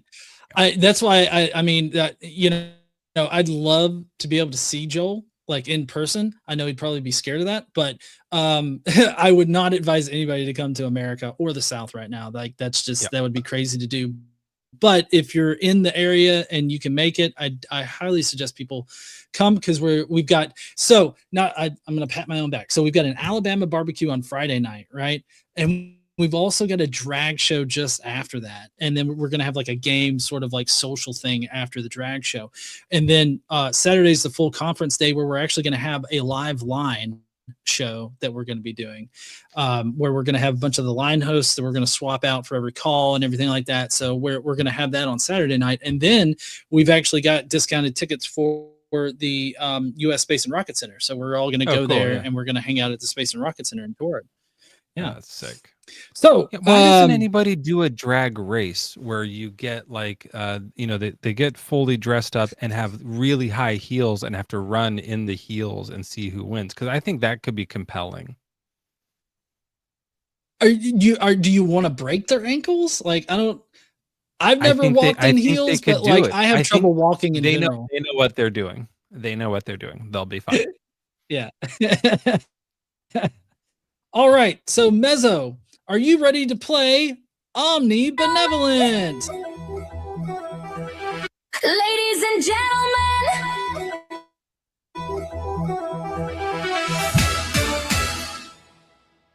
welcome to Omnibenevolent.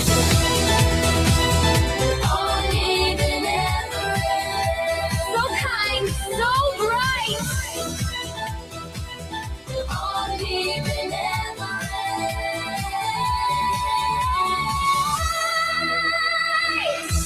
God is good all the time. And all the time, God is. Jeez, lady. Why did she come at the end of that Okay. song? Well, it wasn't supposed to be like that. It was supposed to be like, yeah, I guess God isn't good, right? Kind of thing. She really got into it at the end there.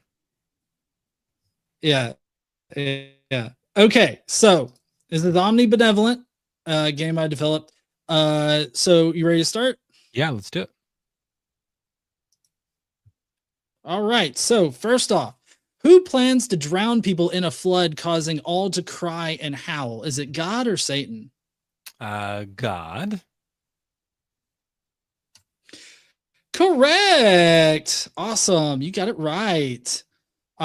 Typically there are sounds. For some reason it's not playing the sounds right now. I think I got to fix that. But in any case, so this is coming from, yeah, okay. There you go. This is from Jeremiah 47:2. I got it to where it pops up the Bible verse there. And hey, you know what? Actually, what this does, just to give y'all a little bit of a insight into the background of it, this is actively pulling the verses from Bible Gateway, right? The site that everybody uses. So it's actively pulling the verses as it's loading them in, and it's caching them so it doesn't have to go back out there in case there are repeat questions or repeat references. So not to stroke my own stick, but I just thought I'd mention that. Next, when is the time of vengeance to render recompense? I don't know why this rendered this way. It's supposed to be who calls for vengeance to be rendered under recompense. I don't know. Not all the questions are great, but I don't know what that means. I don't know what vengeance to recompense. What's recompense? I have no idea what let's see. There's so many words in religion that people just throw out and toss out there, and when you actually are like, well, what does this word actually mean? Just nobody knows. This might not be one of them, but that happens with holiness. Right.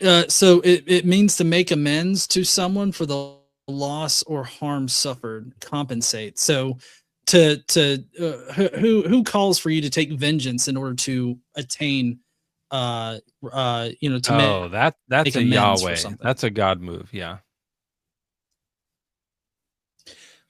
Yep, Yahweh, Jeremiah 51:6 is what it.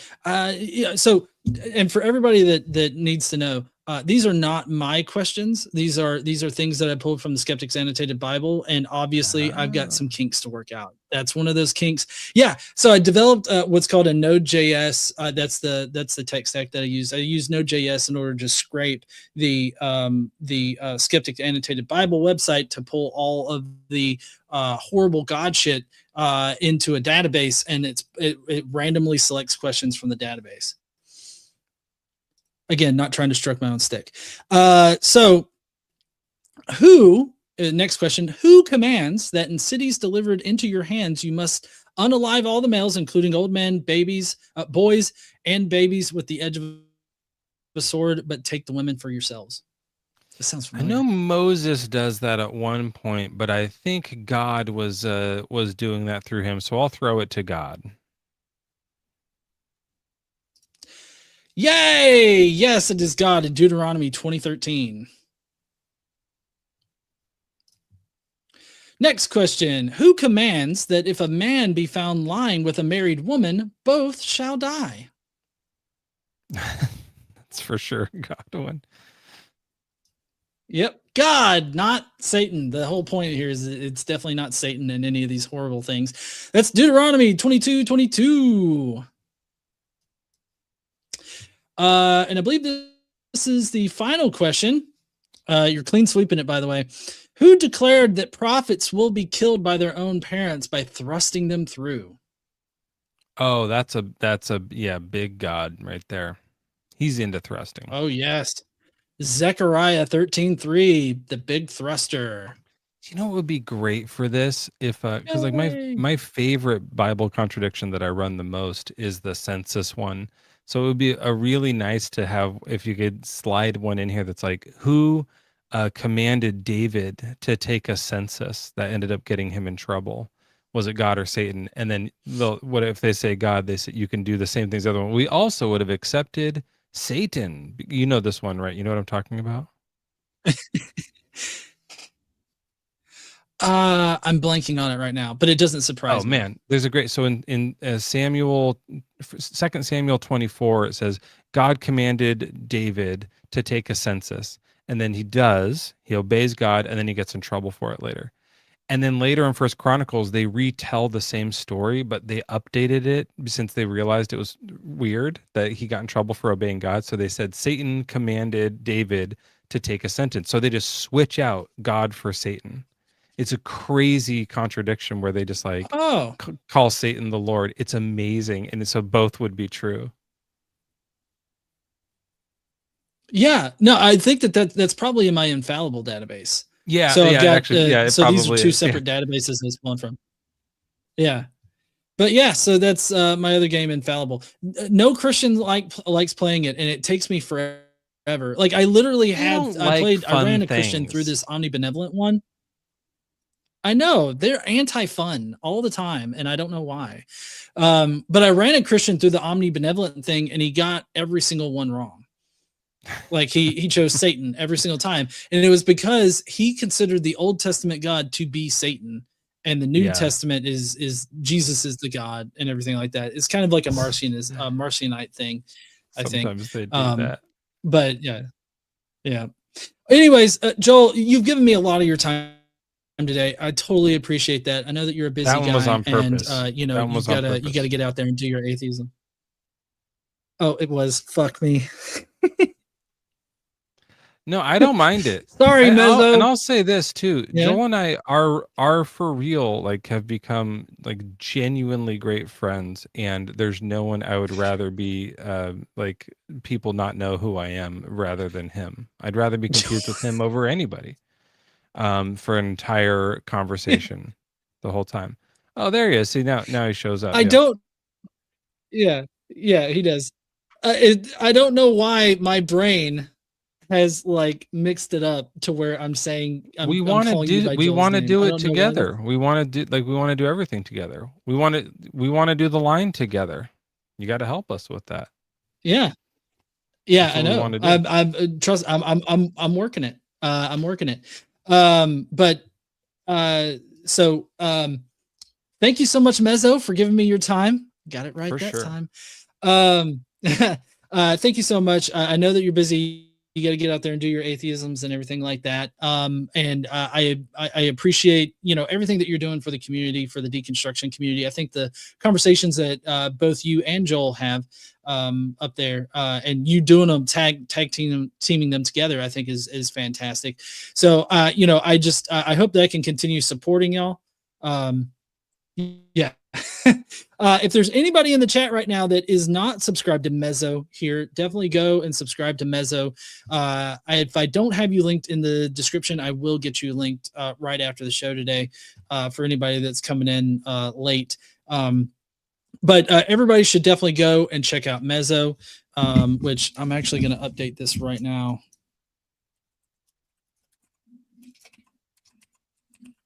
There we go. There you are. Yeah, I appreciate it. My YouTube is still like very much growing. I have like less than 4,000 subscribers. So that's like a pretty new, I didn't do that for most of the time. I was just only doing TikTok. I only in the last couple months, like for 2 months, I've been like restreaming my thing over to YouTube so that we get the audience over there. And it's great. It's going cool. And I'm seeing new people, and it's nice to be a part of it. And I'm trying to put more videos on YouTube and stuff because I ignored it for a long time. It's hard to do this. It's a lot of stuff to do, and I have a life. Oh yeah. But I'm putting the life aside for a bit and trying to make this stuff go well for a little while. Yeah. So I appreciate that. Yeah.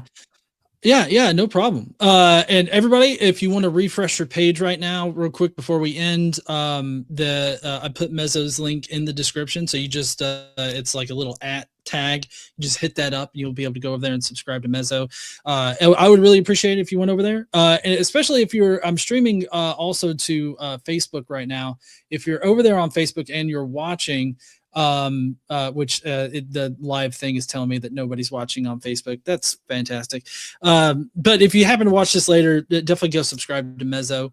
Mezzo's doing good. I'm having to repeat your name a lot so that I get it correct. Facebook is a desolate wasteland, and everybody should cancel their accounts there and never go back.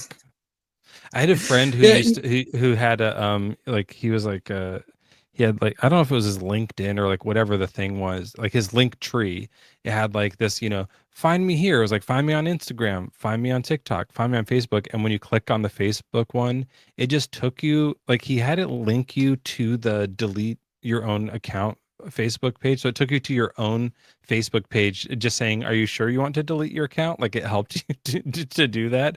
It was so genius to like just put it in there, just like encourage people like, just delete this thing. It's always so good. No, yeah. Well, I mean, so that's my biggest platform, I guess. And it's 100. I get like 135,000 people there, but obviously it doesn't help me for the video streams. But yeah. So I got a lot of good people over there. That's in the comments, usually combating all the racism and everything like that. And plus, I love to use it to shit talk Donald Trump. I tag him in almost every post. I'm hoping to get on that list. Have you heard about that list? Oh, I have a list. Yeah, here I can get you. I have my own list. I don't know if you've noticed this, but I have a list here, and I should put you on it because you did call me by the wrong name. So now you're on my list. And I'll just put multiple times here, and I'll just put GE to keep it short here. And this is a list I keep watch of people when people act up in my lives. I have this list I've been keeping names. So I have a Jermaine event. There's someone, Eric Clapton wasn't in my live, but I put him on my list and stuff. And I've only been doing this for about 14 episodes now, so it's not very long. But we're into the teens now, and that's how many EPs we've done. So this is my EPs teen list, and I have just these many people. So you're on the EPs teen list now here that we have here. So congratulations. I'm keeping an eye on you. Oh, fuck. We do have a couple super chats left. So Jen says, please tell Joel his fans want him to know he's thumbs up. I guess. Yeah, he didn't die in his dream, everybody. They're still freaked out about that. He's fine. He had a weird dream about driving in water, but he didn't get demoned. It's okay. I'm surprised that Joel, and I bet Joel will maybe know what I'm talking about. I'm surprised he didn't have nightmares about a goose following him everywhere. Has he had that before? I don't know. I don't know all of his dreams, John. Like, we're not that similar of the same guy where I'm in all of his dreams. Like I'm in a lot of his dreams, but not all of them. Yeah. No, he put up a video on one of his accounts that he was cataloging a goose that was following him, like actively following him, like in the stream next to him and everything. I thought it was hilarious. So the final super chat is Sons of the Clippy, who says, see if John can guess Mezzo's word. Now, what is this word? Like, what's the context of this game? So I like to test things, and I think that nothing is above experimentation. And so we would do lives, and we're talking to people, and they are trying to convince us miracles are true. And I'm like, let's do one. And we would sometimes make it so that when I drop this pen, it goes up instead of down. And I'm also in my garage. So for a while I did one that was like, just make my garage door open. It's an electric opener. If God just like makes 60-volt spark go over here, it'll trigger this and it'll go up, and we'll all hear it and see it. And I got shut down a lot. People were like, I'm not doing that. This is stupid. That's a silly thing to have done. And so I was trying to like engineer a more appropriate miracle test, because they'll be like, you have to actually put your heart into it and have some meaning to it, or else it just sounds like you're fucking around. So what I did was I took, and this is true, I have these little Post-it notes that are this big that I use to like keep tabs of stuff in my Bible. And I wrote a secret word on it. And it's something that is important to me. It's not like a joke word. It's a real thing that actually played a role in my deconstruction, leaving the church. And I took the thing off and I stuck it in the back of my Bible, just like on the inside cover, and closed my Bible. And I've kept it closed. And my wife doesn't know the word. Joel doesn't know the word. No one knows the word except me. And so the test is people are encouraged, Christians are encouraged to pray, get some insight, see if God is like spamming a word to you, or if the thing happens where you open your eyes and you see like a bus drive by that has like a one word, like movie title or something, like what they think miracles always are, like, and then I saw this thing go by and it had that, like that kind of stuff. Whatever it is that gives you the hint of what the word is, and then come tell me what it is, and it'll be really convincing to me that it worked, that you know something. And what they do is they give a million excuses. 90% of the time. I've had a few Christians pray and try and fail, and a bunch of atheists are like, oh, I'll give it a shot, and they've all failed. But most of the time, maybe 95% of the time, the Christians will be like, here's why that's not going to work. And I don't care, like, fine, you can have your excuses, but you're not going to try. Like it's so weird to me that they won't try. It's so telling that they won't even try, because they know, and I remind them this, that if they get it wrong, all the Christians in the audience are going to stay Christian. All the atheists are going to stay atheists. They get it wrong, nothing's going to change. We all already think that's what's going to happen, right? So no loss to Christians. But if they get it right, holy shit, I'm going to drop what I'm doing and go to church. Like, and a lot of people watching are going to go, wow, that's notable. And even for the Christian who I'm trying to get to do this would like become part of their testimony. And then one time I convinced an atheism that God could do miracles because I did a miracle with God's help live. Like, we have video of it. That would be huge. And so there's no reason not to try it, and every reason to try it, because eternal torture and bliss is at stake, right? And they won't try it. And it's so telling that they know it's not going to work, and they're scared to be embarrassed. That's what's really happening. So that's what the word is. It's really in there. I haven't changed it. It's been in there for a few months now, and people have guessed a ton of different words, and no one's gotten it right. You want to give it a shot? Keep in mind, if you get it right, I'm going to go to church. Oh yeah. Well, but I'm not divining information from the celestial realm. So should that really send you to church? I don't know. The one word that's come to mind that might be related to your deconstruction, it might be rod. A deconstruction rod? No. Like it's a single word. So I was thinking rod. I was like, spare the rod, spoil the child. It's sort of like playing off the problem of evil, like kind of thing. I'm guessing that's not it, because that's not it. But I do think about rod a lot. Like when we are doing our drawings, that's something that like that does come up and run through my mind. But no, that isn't the word. And but I will say this though, like even though you are an atheist, I feel like if you did get it right and said the actual word, I still did. Just to like let you know, I still would be like, something very strange just happened. Like I would be kind of freaked out by it. It would be very impressive, not impossible, right? That's the other thing about this, is it still could be a crazy coincidence. You could just guess it. It's just one word. Like someone's gonna get it eventually, but after a while, like we've gotten so many wrongs already. Like it's not like, can you make the pen go up? That's a real miracle. That's an impossible thing to happen. This is just like, even if, like, for the Christians, even if you just get lucky and Christianity's not true, I still might go to church because of, like, you guessed it right. Like, why wouldn't you try it? So thanks for trying, but no, you lost. Yeah, I expected to lose, but I'm gonna keep trying. All right, so that's going to be it today for the interview. Thank you again so much, Mezzo. Didn't fuck that one up.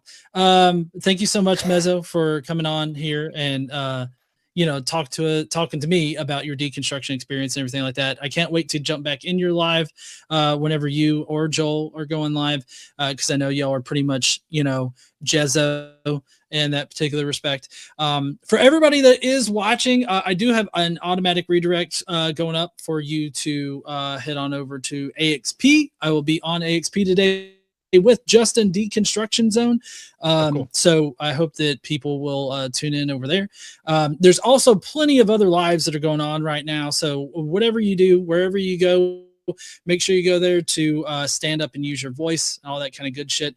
Check out RocketCityReason.com. We're holding a conference this year in Huntsville, Alabama. We're called the Rocket City because they developed the rockets for like the Apollo program, as well as the other programs that put people in space. That's why we're called the Rocket City, in case anybody didn't know. But we're hosting Rocket City Reason. We've got a lot of great guests lined up. Go to RocketCityReason.com to get your tickets, to see the lineup, see what our schedule's like, and all that kind of good stuff. And I guess we will see all you heathens later. Don't forget to stand up, use your voice, and all that kind of good shit, everybody.